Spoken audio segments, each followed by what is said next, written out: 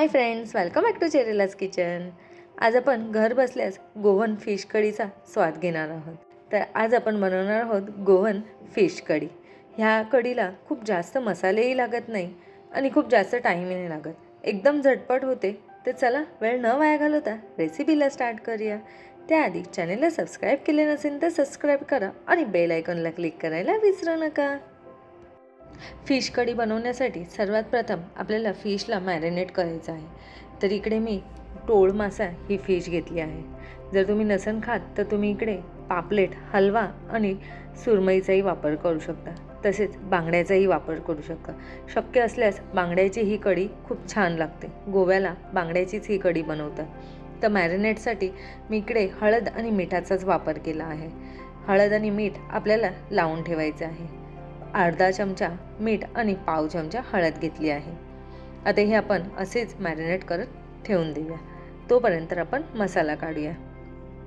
मसाल्यासाठी आपल्याला लागणार आहे ओलं नारळाचं खोबरं। या कढीला फक्त आपण ओल्या नारळाचं खोबरंच वापरणार आहोत। तर मी इकडे 1 कप एवढं ओल्या नारळाचं खोबरं घेतलं आहे। तुम्ही मीडियम साईजचा पूर्ण नारळ घेतला तरी चालेल। यामध्येच आपण ॲड करणार आहोत 7 ते 8 काश्मीरी मिरची।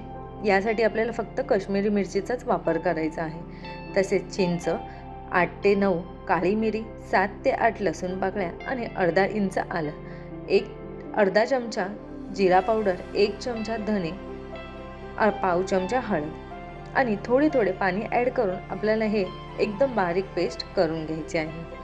तर तुम्ही इकडे बघू शकता की कशा प्रकारे मी एकदम बारीक पेस्ट करून घेतली आहे। याचप्रमाणे तुम्हाला बारीक पेस्ट करून घ्यायची आहे। आता हे आपण भांड्यामध्ये काढून घेऊया।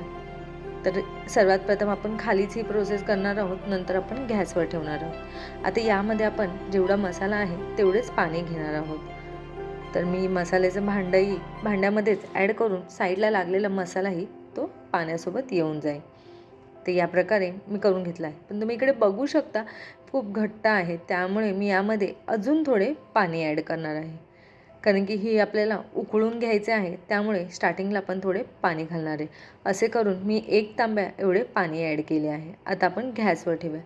गॅसवर ह्याला मीडियम टू लो गॅसवर 8 ते 9 मिनटं आपल्याला असेच उकळवून घ्यायचे आहे। तर तुम्ही इकडे बघू शकता 8 ते 9 मिनटं झाले आहे।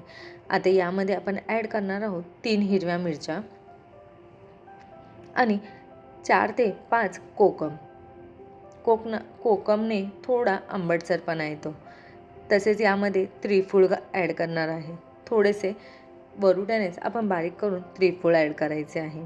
4 ते 5 मी त्रिफूळ घेतले आहे।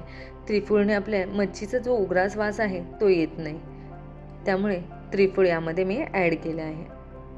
आता यामध्ये आपण ॲड करूया फिश।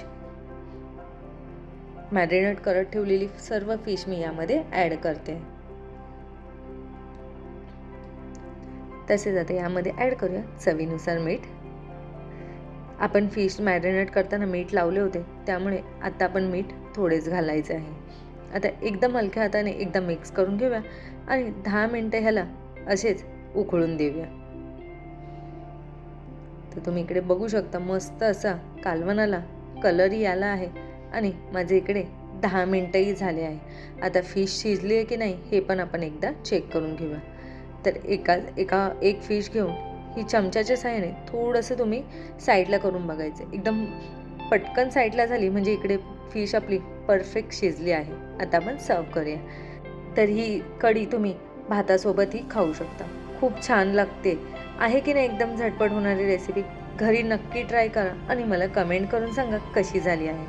तसेच रेसिपी आवडल्यास लाईक करा आणि शेअर करा।